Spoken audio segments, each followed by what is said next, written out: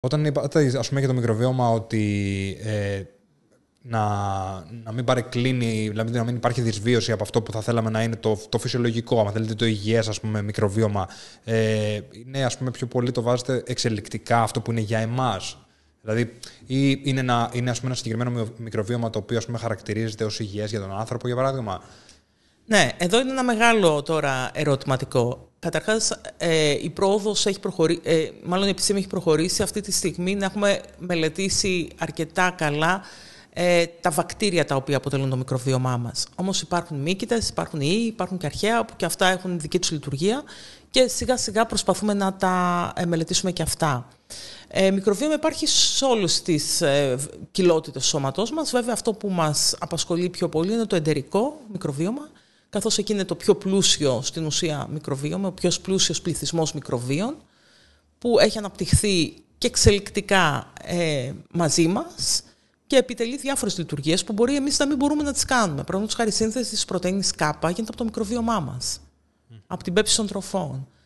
Τα κοντή σαλίσου, λιπαρά οξέα, που είναι πολύ σημαντικά στην ομοιόσταση, παράγονται από το μικροβίωμά μας. Όμως, το τι θεωρούμε τώρα ευβίωση και το θεωρούμε δυσβίωση, τι εννοούμε υγιές μικροβίωμα και το τι θεωρούμε κακό μικροβίωμα, θα πρέπει πάντα να το βάζουμε κάτω από ένα συγκεκριμένο πλαίσιο μια συγκεκριμένη ασθένεια και ενός συγκεκριμένου πληθυσμού. Γιατί όπως στη γενετική υπάρχει η εθνική διαφοροποίηση, δηλαδή άλλο γενετικό υπόβαθρο έχουμε εμείς οι Ευρωπαίοι, ας πούμε, άλλο γενετικό υπόβαθρο έχουν οι Βόρειοι Ευρωπαίοι, άλλο γενετικό υπόβαθρο έχουν οι Ιάπωνες, άλλο γενετικό υπόβαθρο έχουν οι Αφροαμερικάνοι. Το ίδιο ισχύει και για το μικροβίωμά μας. Υπάρχει και εδώ, γιατί έχει προσαρμοστεί ώστε να συμβαδίσει και με τη δυνατότητα πέψης διαφόρων τροφών. Δηλαδή μικρόβια που έχουν οι Ιάπωνες που βοηθούν στην καλή πέψη ομών τροφών, εμείς δεν τα έχουμε.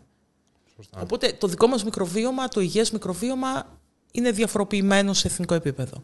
Αυτό που κατά κύριο λόγο λέμε υγιές μικροβίωμα είναι μια αναλογία δύο κυρίων οικογενειών βακτηρίων, των μπακτερόντες και των φερμικούτες.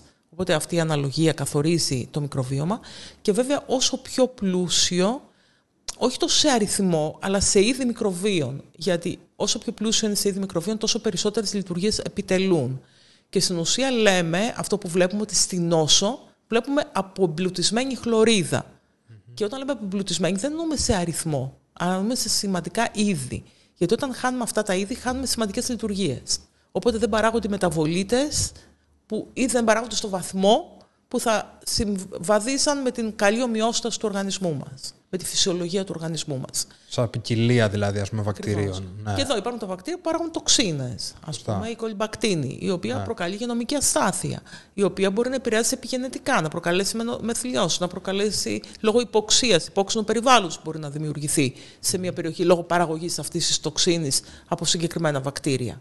Ναι. Οπότε το μικροβίωμα, οι δράσεις δηλαδή του μικροβιώματος, δρούν και συνεργητικά με το γενετικό μας υπόβαθρο για το τελική έκβαση.